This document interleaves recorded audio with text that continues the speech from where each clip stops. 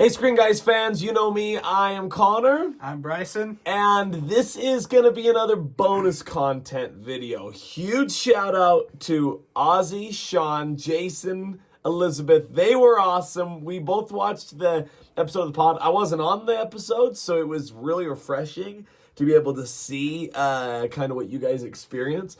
So this episode is our Stranger Things breakdown. Brycen is going to be our resident expert. This guy is going to answer all of our questions. So this might be bad. So I wanted to start with this because my chair just rolled off of the little mat thing. So I've been thinking a lot about this. I want to start with the rankings of the seasons. And the reason I am doing that is because of this, to give my warning. My rankings probably should be taken with this much grain of salt because I don't think I ever watched all of season 4. I watched a recap video of the entire show before season 5. I don't think I ever watched the entire season. Really? Before. I'm almost positive. And I watched it so sporadically. Like, I think I watched season 1 when it came out, and then season 2, but then I think I watched season 3 a year after it came out, and then I don't even think I watched season 4 beginning to end, and I don't even remember season 4 that well, so it's a little hard for me. That's why I don't want people to take too much stock into really my rankings, but also a lot of my opinions. Like, I totally get if people are like, I'm just gonna ignore them. That's why I've got the resident expert. So from what I remember, I would say, from what I remember, season 1, I'm trying to remember my rankings. You should have wrote it down. Well, it's not so much the write down, it's that there were bits and pieces that I remember that, like, lock in seasons. Remind me, the season at the mall is which season? Season 3. So that is, and this is probably a hot take, that is my favorite season. Whoa. I loved them all. I loved them all. I thought that was going to be your least favorite season. No, that was my favorite season. But that's right, because we had talked about, and we'll talk more about it. I am not a big teenage character guy, and that is really focused on that. Yeah. So I don't know, just something really hit with me well. If I remember correctly, my rankings, again, kind of watching the recap video of the entire show, I believe it's 3, 4, 1. No. You should go from bottom to top. That's right. Bottom is season 2. Yeah, okay. Then 5. 5, yeah. Then 1. Then 4. Then 3. Okay, that wasn't as bad as I thought it was going to be. Gotcha.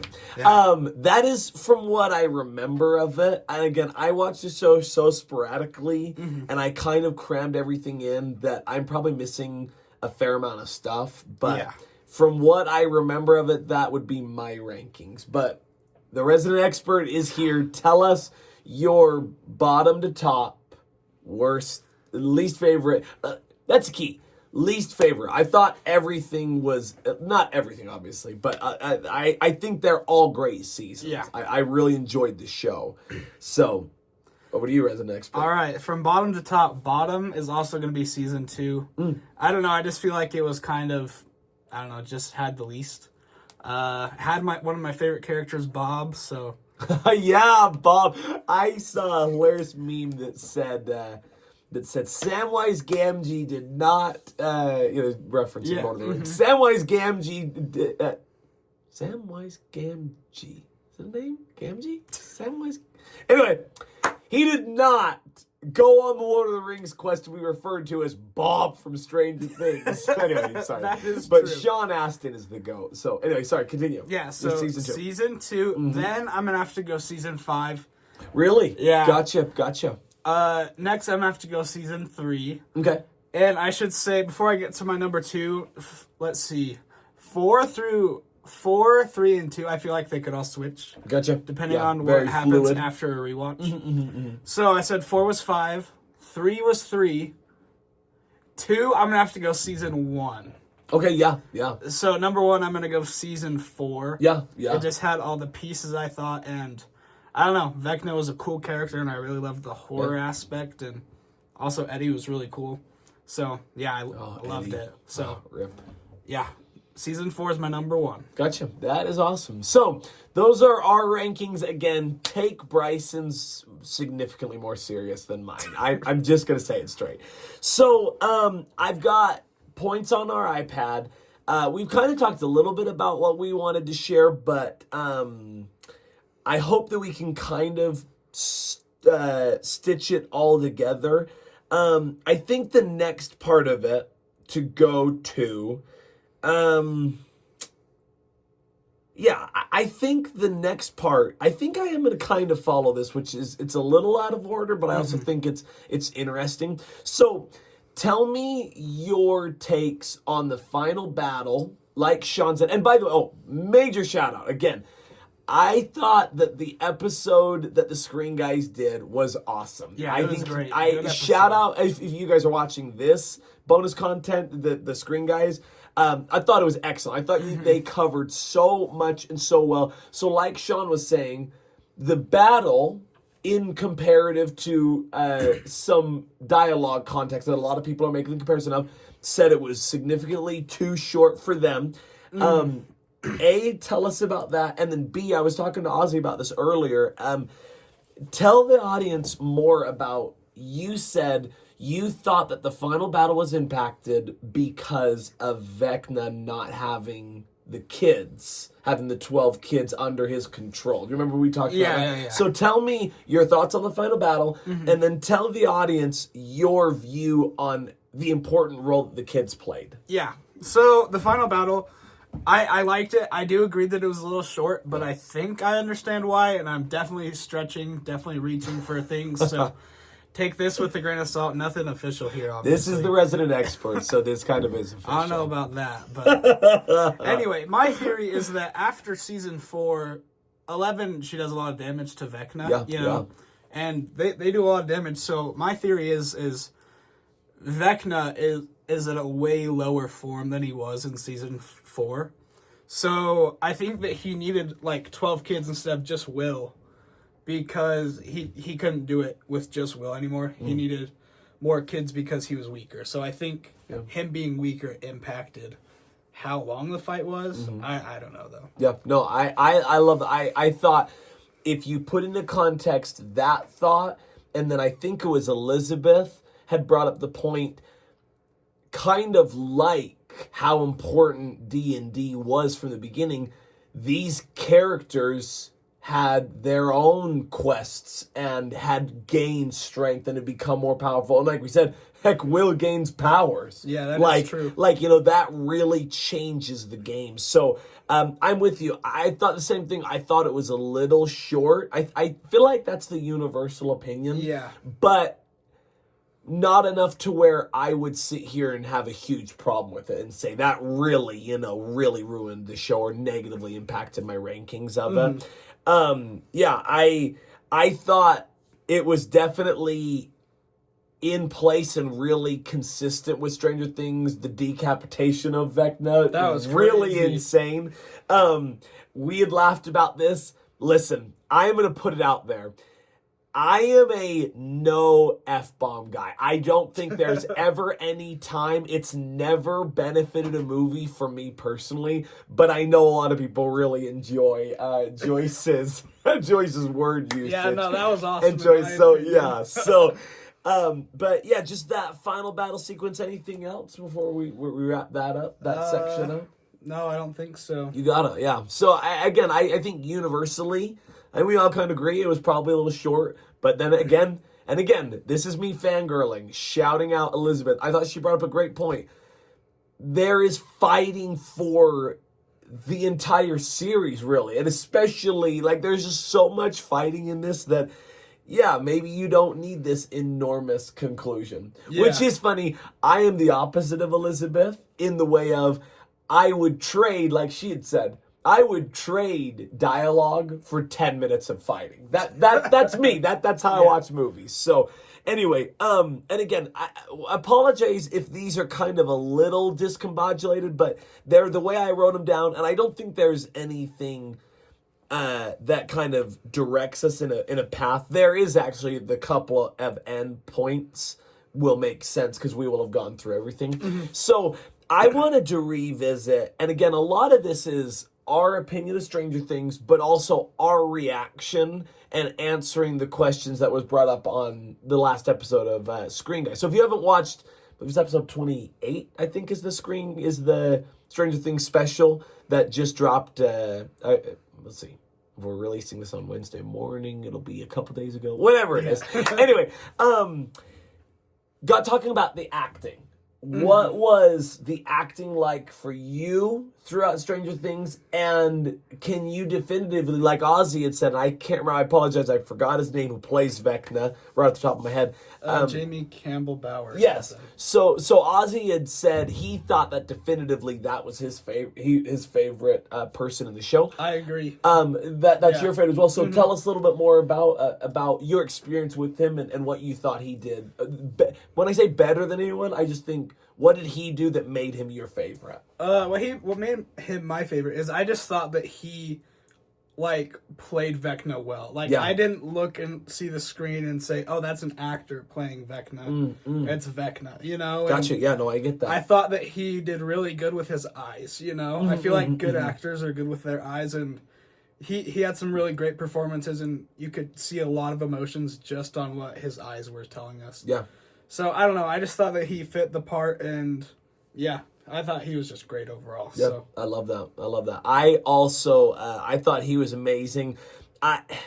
Maybe I'm having a hard time separating acting and actor. My favorite was significantly David Harbour. But again, Hopper was my favorite character in the series. Really liked him. So I thought he was amazing. And major shout outs to just really almost everybody. I could sit here and say David Harbour, and I thought Winona Ryder was excellent. I did think Finn Wolford was excellent as well, and just really, really good. The note that I have here that kind of I wanted to ask you that I kind of had taken from the episode was simply because we had talked about bad acting on that same side. Question, this isn't necessarily just Stranger Things direct. This is more of a Screen Guys umbrella. In your opinion, what is bad acting? What drives you crazy and you're like, no, that is just not good acting? I think Sean kind of pointed this out on the episode, but he mentioned line delivery. Yeah. And I agree. Line delivery is a big one. Yeah. Also, I think it's important to pay attention to if they're overacting or not. I think that was a big problem in this recent Stranger Things season. Yeah. I think that Noah Schnapp and Millie Bobby Brown were way too dramatic. And I just wasn't a big fan of their acting in this one. So, I don't know. I think line delivery and overacting and over dramatizing things is a big thing for me. Yeah. I got you. I asked that because, and huge shout out to Ozzy. And I don't think he did this on purpose, but I was like, oh, Ozzy, you just absolutely nailed. Ozzy and I are we're cut from the same cloth. He brought up Hayden Christensen's performances that a lot of people go after in the Star Wars prequels. Now, everyone knows I'm the Star Wars guy. As I listened to it, I thought about just how important your movie experiences and your movie preferences are. And the reason I brought that up, and I think about it with the Hayden Christensen, is I've always loved Star Wars. I've always backed up Hayden Christensen for this reason. This is kind of going to seem like a little out of left field, but I wanted to hone it in. Yeah. You got to remember, in Star Wars 2, which is really where he kind of gets a lot of flack. Yeah. This is supposed to be a 14-year-old boy bought from slavery who is being hit on by I can't remember how old Padme would be in episode 2, but a woman who is probably anywhere from, I think it's somewhere in between the 10 to 15 years older than him. Wowza. and she's royalty and very beautiful, I have a sneaking suspicion any 14-year-old is going to be unbearably embarrassing and very uncomfortable. So the reason I bring this up is I always go to bat for Hayden Christensen. Like Ozzy was talking about that. He was like, I thought he was fine. Like I don't go after him. The reason I bring this up is in the context, I think bad acting has to be looked at on preferences as well. Yeah. Because I think some people, and I thought about this. Sean and I, we laugh about this all the time because he and I are polar opposites on this. I think Jared Leto is amazing. I love Jared Leto. And I love him because I think even though a lot of people talk about maybe line deliveries like you're saying, I thought his portrayal of Tron, of Ares in Tron was so spot on to what an AI brought to life would be. And a lot of people were like, does this guy even know how to act? It's like he's reading out of a script. But this is an AI individual brought into our real world. I think that presentation is so good. So in regards to what is bad acting, I really do personally think it is preferences as well. Because I've had experiences where I'm like, oh, I didn't think that this person was very good, and someone else is like, how could you say that? It's like just the way I see it. But golly, oh man, I don't even know where to go with that. That is a great point actually. So anyway, but that was just the question. Anything else with acting in general, and again, anything maybe from Stranger Things specifically as well? No, not that I can think of. You got it. So another one. This is a hot button. I love this one. Plot holes and plot armor. That's literally just the note I have. Mm-hmm. So plot holes and plot armor. And I wanted to shout out Ozzy because he was talking about movies that he loved, right? That he thought, he was like, I think there's plot holes, there's plot armor. I have a question. Tell me if you think this is a hot take. I think there is plot holes and plot armor in every piece of media, movies and TV shows. I think there's plot holes and plot armor in everything ever created. Yeah, that's like the more I think about it, that's like an understandable take. I don't know about everything. You know what I mean? You know, there might be some things that maybe aren't everything. Yeah, that is true. I think that I guess plot holes and plot armor, people criticize when it's very obvious and very yes, huge. That is a great point. Anything else on I guess just go into more detail on that if you have anything. Yeah. It's a great point. Big plot holes. And is there anything in Stranger Things that you feel fits that context specifically? Yeah, the one that I see everyone hating on is the plot hole of how did nobody get arrested after the final battle? How did nothing happen to anyone? How, plot holes, plot armor. I don't know. I think I forgot what the question was, but you're just anything with plot holes and plot armor, specifically with Stranger Things. Was there things that you saw in season 5? Yeah, so just that. How did they not get arrested and stuff? And the Max one, how is she not blind? Yes, we're gonna talk about. We're gonna get into that. Yeah. Just stuff like that. Just stuff that we need an answer for that we didn't get an answer for. Gotcha, Things that just don't make sense whatsoever. Gotcha. No, I'm with you. Anyway, it was just funny. I loved their whole conversation about plot holes and plot armor. Mm-hmm. And I wanted, again, to shout out Ozzy because, he was talking about Lord of the Rings. Absolutely loves Lord of the Rings. There is plot armor in that. I wanted to return the favor and say, I am the Star Wars guy. I talked to Ozzy about this today. Luke Skywalker is one of the... And again, this is coming from a Star Wars guy. I believe Luke Skywalker has 2 of the most glaring plot armor points in movie history. Number 1, his dad is Darth Vader, meaning his dad's not going to kill him. Yeah. So if his dad's not going to kill him, and then because I just watched Empire Strikes Back on Saturday at a Bravo Hall with the live symphony playing the score underneath. Life-changing.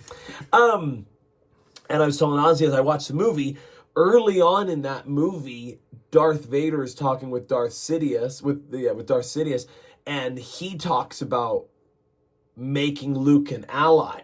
So Darth Vader's not gonna, being his father, he's not going to kill him. He's not going to kill his own son. That to me is the definition of plot armor. And second, because Darth Vader kind of recruits Darth Sidious to want him to be an ally, Darth Vader's not going to kill him, and now the only other person that could kill him isn't going to kill him. Yeah. That, to me, is the definition of plot armor. And I love Star Wars. I'm the Star Wars guy. I just think everything has plot armor. The more I do about it. And plot holes... let's not get into exactly. it. But you know it. You know what I mean? I know what you're going for. You know exactly what I'm going for. And it is one of the most revered, successful movies of all time that I'm referencing. But you got to admit. Anyway. Not gonna. Well, you got to, because anyway. So, this does go into that next step. Max. Now, catch me up, because I definitely was a little fuzzy. I'm guessing in season 4, right? If I remember, so season 4, she kind of like goes into like her coma thing because she's like trapped or something by Vecna, and she goes blind. Is that kind of what it like? Update me on that, because I'm a little fuzzy on the details. If you remember, Vecna's trying to get Max, right? That's going to be his last like sacrifice. Following. So he ends up getting her, but he can't complete the process all the way because 11 stops Vecna, not Max. So Max is like still alive and conscious and stuff, and she tells Lucas that she can't see anything, and then she like goes into a coma or something. Gotcha. Okay. Yes. So yeah, I think that's where that's stemming from, because she says that she can't see. Gotcha. So with this is the plot hole, right? Because you had brought that up. You had said people are bothered by that. Ozzy and I need to stop saying Ozzy and I talked about it, because Ozzy and I talked a lot today. But so I'm going to stop saying that and just know Ozzy and I probably talked about this. The question I have on here, I'm going to read it for the audience. I put here Max's blindness. What's the rule and who makes them? And the reason I bring up these questions, this is movies in general.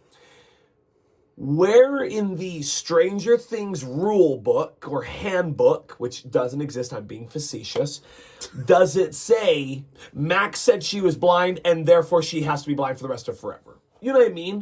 Where is that rule written? And who writes these rules? You know what I mean? Yeah. I bring this up because plot holes and plot armor are all about your personal preferences. I promise I am not saying this to make you angry.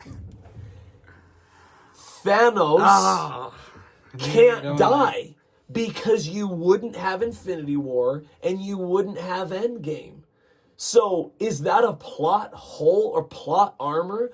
I mean, it depends on how you want to view it. That's the way I see it. I think it's personally different in that case. Yeah. Whatever. No, I'm with you. Educate me. I'm with you. Oh, I think it's personally different just because of what they were trying to accomplish with that movie. They're trying to set up a movie where the heroes failed because of their mistakes. Oh, okay. So yes. I'm following. I guess plot armor, but I think that is a part of the plot, is that gotcha. nobody could kill Thanos because they were making mistakes. Yes. Okay. I'm following. I'm following. Good interpretation. I'm going to say this straight. I disagree, but that's a really good interpretation. I don't interpret it that way, but anyway. So, but it's perfect with this point. What's the rule and who makes them? Nothing drives me more crazy. And we kind of talked about this. We have a little bit, and they really talked it on the Screen Guys episode. People are going after and nitpicking, but it's like, where are these rules that you're making the show follow? You know what I mean? Who makes them? Like, why do you get to decide, oh man, you have to do this because this, has to happen? It's like, what was my view on it, my take on it in regards to interpretation, is I look at Max and her blindness, and I say, when she, in season 5, I kind of forgot, by the way, major spoilers for season 5 in this video.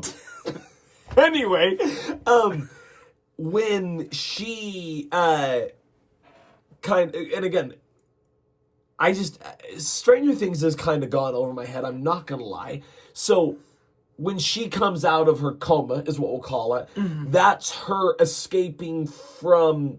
Where did Vecna put her? Like, where has she been that whole time? It's kind of like a mind state. Okay, gotcha. Yeah. Because that's where the kids are, too. Gotcha, so. Yeah. So when she escapes that in season 5, here's my interpretation, my rule.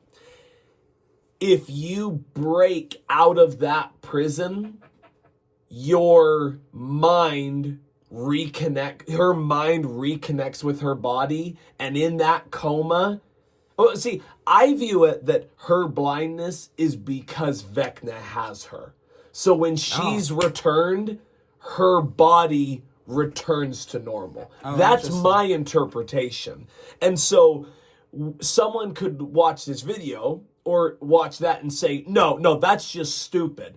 Can you explain to me why that can't be the case, or where it says, you know what I mean? I'm not saying you, obviously, but that's the way I interpret it and watch it. So like we said with plot holes, if you're going to go after it, like, unless there's a written rule, right, that says Max has to be blind if she ever says to Lucas, I can't see. If there was a rule, then I'd understand it. Yeah. But as long as there's no rules, if you will, I just don't like when people go after things like that. I don't know if any of that made sense. I apologize. I've been kind of going on a rant. No, you're good. But your thoughts on the Max blindness, and does it bother you? No, it doesn't bother me all that much. I almost wonder. I saw a theory that's like, what if it was like temporary blindness or something? Yeah. So that's happened. It doesn't bother me all that much. Oh yeah.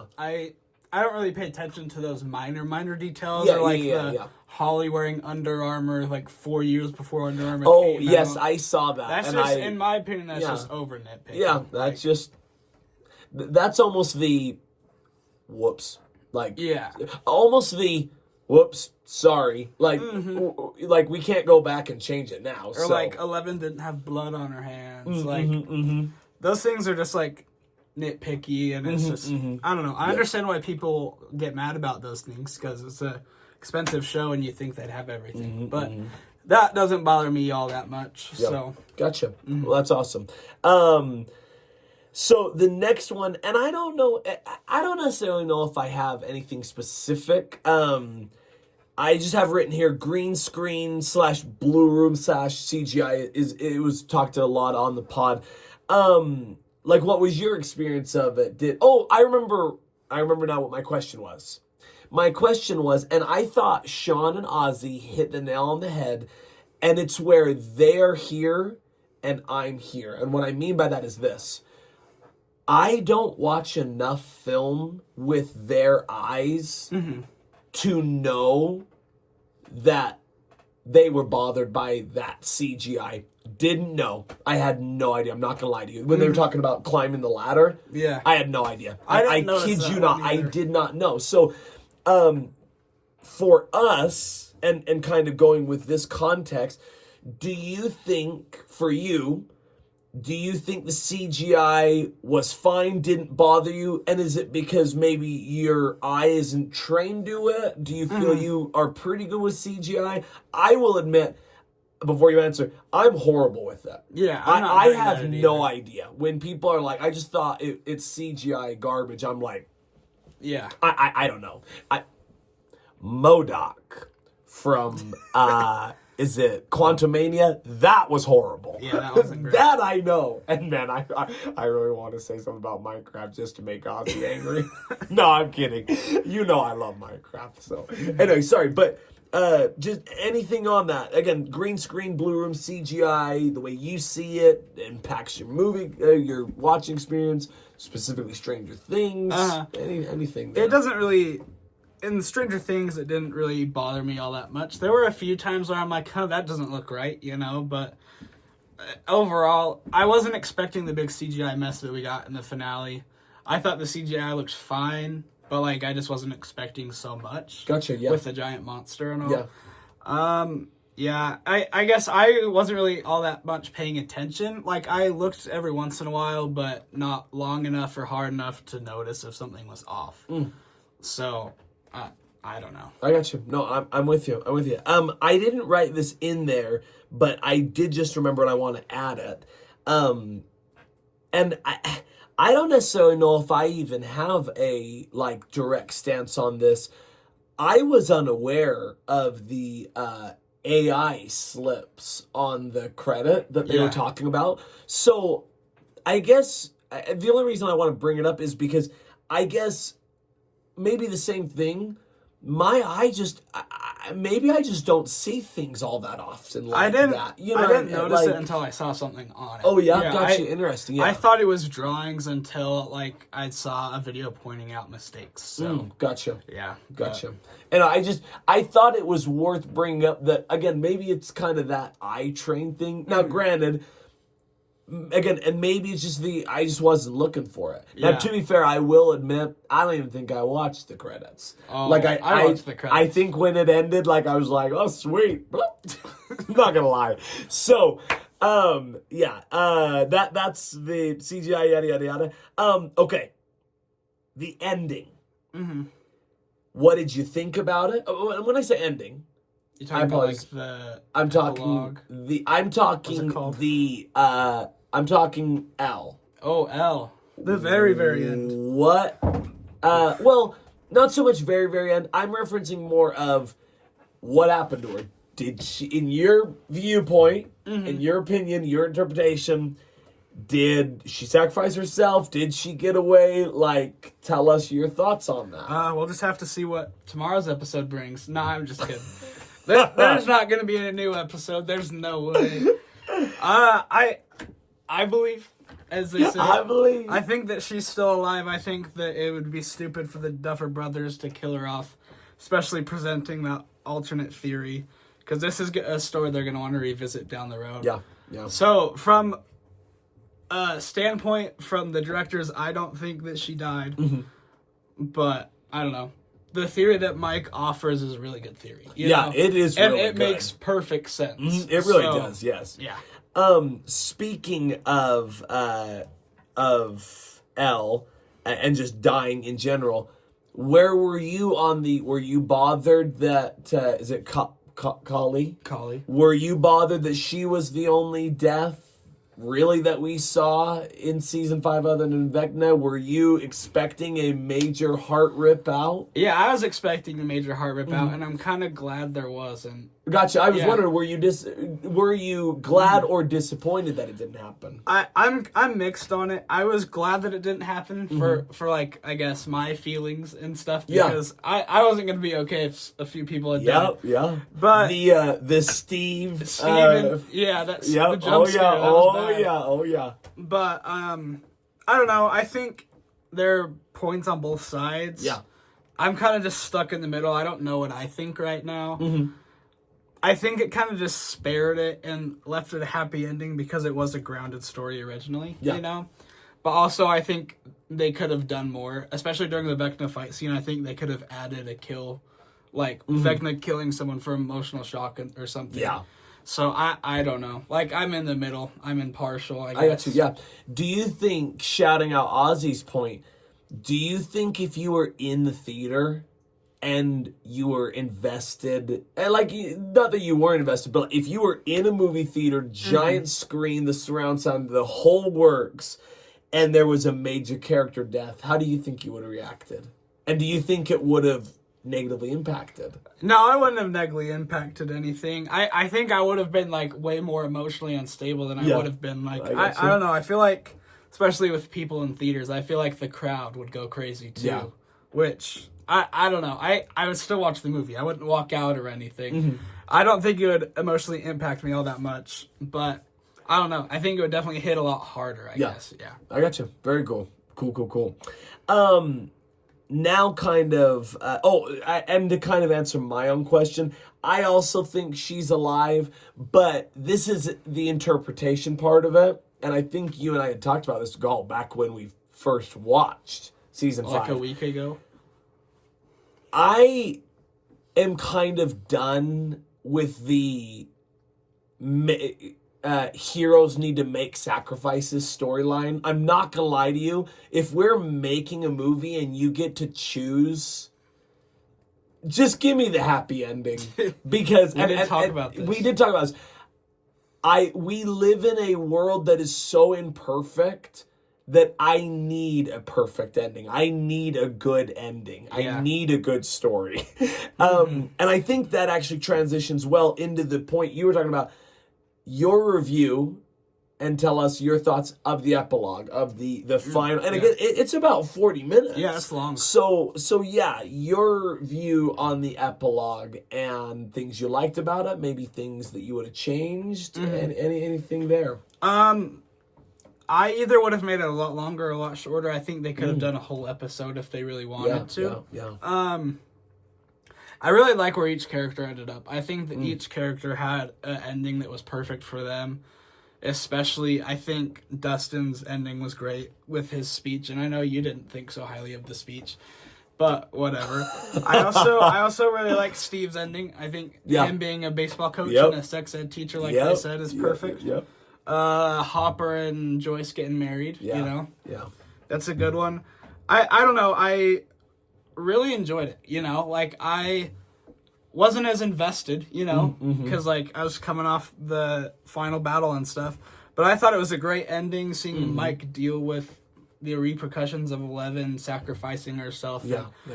I don't know, I just thought it was really cool, and especially I really loved that final scene where they were playing D&D and then putting away their binders. I don't know. I thought it was a great ending. I know that a lot of people aren't the biggest fans of it, but I really liked it personally. Yeah. Well, and the way I kind of want to answer this and give my thoughts are kind of like Jason, because I kind of watched that recap video. I felt pretty new to the fandom in a weird way. And this kind of actually wraps in a very, very small answer our final question that we're going to answer in just a minute. And that is, like, a positive of the ending for me was that being someone that felt kind of newly invested to it, it just did everything it needed to for me. Like, I just left and I went, I think you and I have talked about this. I left it thinking, I'm pleased with the ending and it did everything it needed for me. And B, I guess I for the most part look at movies and TV shows a lot and go, well, what would I have done differently? And I don't watch season 5, and maybe this is different, and I'd love to hear your opinion on this. I don't watch season 5 and go, well, I would have done this, and this differently. Yeah. This, for me, the ending did everything it needed for me, and that's why, actually, before we skip to this, it did everything for me. Any thoughts on that before we wrap up with our last point? It did everything for me as well. Yeah. And this isn't on your list or anything. I just want to say to all the Byler fans out there, hop off. It wasn't ever going to happen. So, yeah, there we go. It's true. It's very true. So I think I'm going to answer this last point kind of by just revisiting and regurgitating what I just said, and then we'll get to our resident expert and let him just absolutely go ham. The negatives and positives of season 5 in particular, I don't think I know this show well enough to sit here and tell you that I didn't like this, and this, and this. It just did what it needed to for me. I will say another, again, getting in line and following what was said on the episode, it's not my favorite series of all time, and it's not one that I would go put up there, like was said about, oh man, this is like Breaking Bad, Oscar-worthy, like, everybody has to watch this in their lifetime. Yeah. That's not where it is for me. I don't regret watching it. And so my short answer of the negatives and positives of season 5 is that I just don't know the show enough to give you the negatives. The positives is, as a fresh view and someone kind of newly invested, I thought that it was very well produced. I thought the acting, like we said, was excellent. The writing never bothered me. I thought the Upside Down was really entertaining. It's always been a concept that's been fascinating to me. I just thought there was great characters. And what I do know of the series, like you had said, I thought the full circle and what you just brought up. The greatest positive for me of the show was the conclusion, and especially, like was brought up on the pod, them ending a chapter of their life and moving into a new, if you will, a new campaign, a new chapter. Yeah. Moving forward into a new exciting life. Exciting, but then like we said, partially terrifying. Like a scary, unknown, but super exciting opportunity. I thought it was wrapped together incredibly well. And for someone who is relatively new and unaware of all the details of it, I thought it made you care, and I thought it brought everything together and said, this is going to be the end, and this is our journey. So those, I really don't think I could give you negatives. Positives, it just did what it needed to for me. So take us home, Country Roads. I was just talking about that song, so I just had to shout that out. Why don't you start with the negatives? Maybe things you didn't, and I don't even know if didn't like is the right term. Things maybe that you would have preferred had gone different in season 5. Yeah. A few things, just a few. I'm a lot higher on this season than others, you know. I don't know. But anyway, a few negatives. I wish that, I guess, it wasn't as talky, I guess, you know. Yeah. A little bit less dialogue filled. Gotcha. In the later episodes. I wasn't a big fan of Collie. I think bringing her back was kind of just actually pointless, you know? Yeah. Let's see, what else? I don't know. Nothing off the top of my head, really. Just, I guess, minor things that I can't think of right now. Yeah. Some positives, let's see. I really did like the huge Demogorgon Vecna fight in episode 4, I believe, where Will gets his powers. Yeah. Ozzy didn't like where they ended off that season, but I thought it was perfect. I thought it was a perfect ending.